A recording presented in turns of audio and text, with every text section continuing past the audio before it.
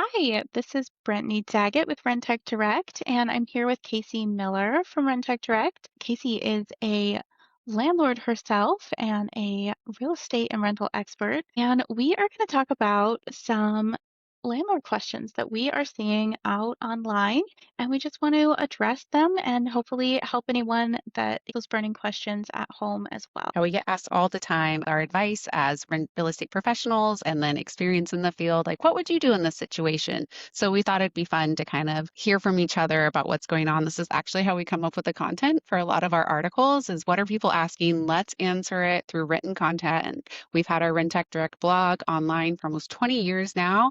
And we're really excited to do different styles and do this video content as well for you to kind of help people get the information they want and need in whatever format is best for them. All right, well, let's hop into it. So I came across this question on Reddit of all places, and I thought it was a really interesting one because I feel like it is a very common concern that a lot of landlords have. So this person is asking for advertising help. They're saying, I'm getting ready to list a condominium and would like to write an ad that does two things beyond the typical property description. One, I want to make scammers trying to use my place for whatever reason move on to the next listing. And two, give potential renters confidence that my rental is not one of the many scam or fake posts out there. Besides requiring all renters to come do a walkthrough, any verbiage that you've seen that can accomplish these goals, there are so many evolving scams that might not be aware of some new ones. Well, scams are the worst. It's so unfortunate that rental ads are getting targeted for this. So I love this question because people are proactively thinking about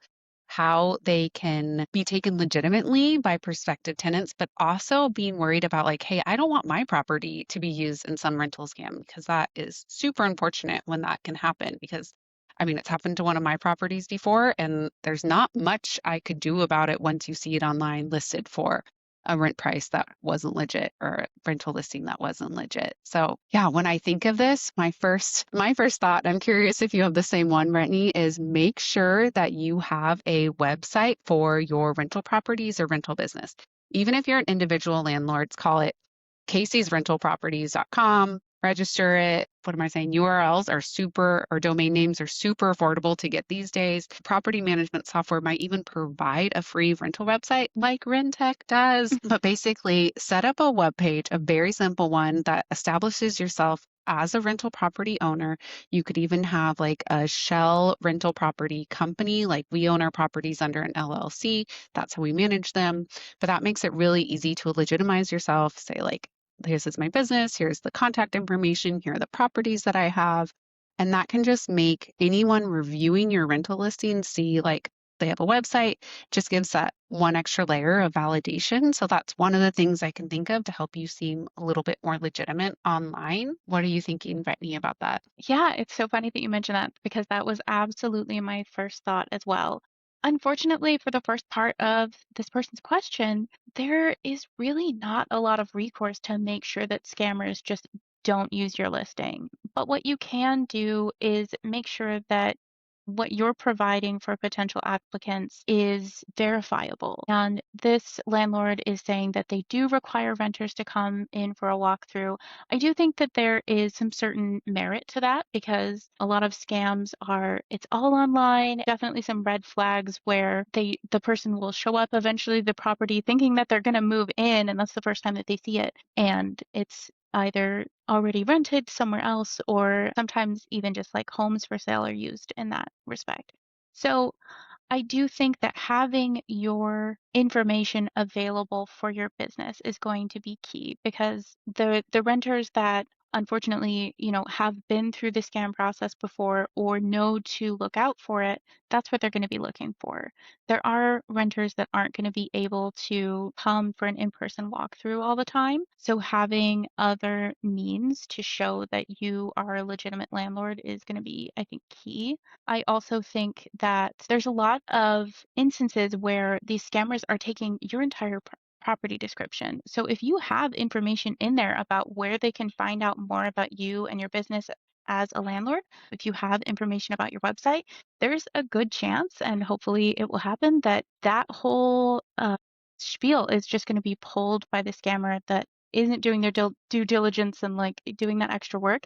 And so that's going to send those potential renters to your actual website. And I think that that is, the number one thing that we recommend. That's a good point. So I think what you're kind of saying is like they might literally just copy and paste a rental listing description from your legitimate rental ad and put it into a new one with like a different price. So if you have your business contact information, your website in your rental listing ad, then that gets put into this illegitimate one. So someone can follow that and see like, wait, these two things don't match up. So while there aren't ways to say like scam or move on, there are ways to make it like harder for them to take advantage of renter rental applicants using your legitimate rental listing. So, and other ways, just make sure your stuff is priced appropriately. That can help renters feel confident. Like always make sure you're doing stuff at market rate, feel legitimate with your business and that rental website, and then have your responses feel valid. So this is what we're seeing with scammers. They'll be really urgent about getting someone in, make it sound too good to be true.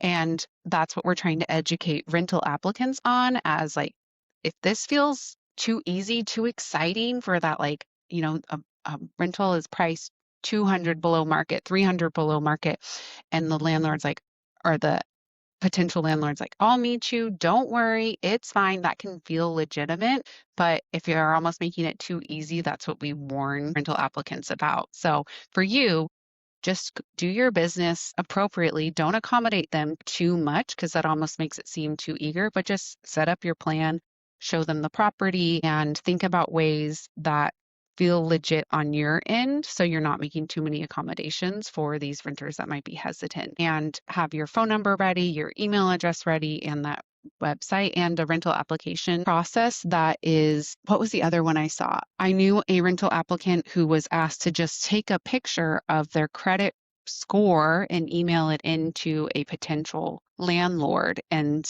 I was like, that's weird. No legit landlord would ever ask that. That's like too easy to fake. If it's a real landlord, they would do a full credit report and do legitimate tenant screening. So for you, the landlord, make sure you're doing legitimate tenant screening and not just asking for easy to produce documents. You can do like pre-qualifying questions, but you wouldn't want to do something that like doesn't seem legitimate. Yeah, absolutely. And I think that unfortunately there's always going to be scams. They're always evolving, and the best thing that you can do is just be following your best practices as a landlord. And especially if you are working with new tenants, new applicants, be reminding them of what to look for when it comes to scams. I think that the more that we can educate tenants out there, the more that landlords and tenants are going to have an easier time with this process. Was thinking like this is a California landlord who's asking this question. So it depends on your market and where in your market you're posting these rental advertisements. But in our town, like really good success with just 4 rent signs because people will drive around, see the address, and then look it up to see if there's like a legitimate rental list or how to contact the landlord. So put your 4 rent sign in the window on the lawn with your phone number that then matches your rental ad online. And I think that can be a great way to prove that legitimacy. Or you could even say, like, drive by the property and find like serious inquiries, drive by the property, get the flyer and contact me that way. So then there's like that one extra step of serious inquiries. That could be like an interesting way to do it if there's not current tenant. Of course, there's all these, but if this works out, but it's almost like we've had to do that some ways of in your rental ad, give them just an easy step that kind of can, it's like that fraud filter of, okay, if they're doing this step, they're going to be serious. And that can help legitimize both sides of the equation for you and for them. Yeah, that's great advice. But good thinking on ways to help your ad not get in the hands of scammers because that is just so frustrating and I'm so sad for all the rental applicants who become victims of these scams, even if it's just wasting time, or sometimes they end up paying so much money to someone who is not a good person. And that makes me sad. Okay, Thanks for well, the thank you question. so much. Yeah. As always, we're happy to offer this and more advice and keep following us for more landlord related questions so we can help make our industry a better place.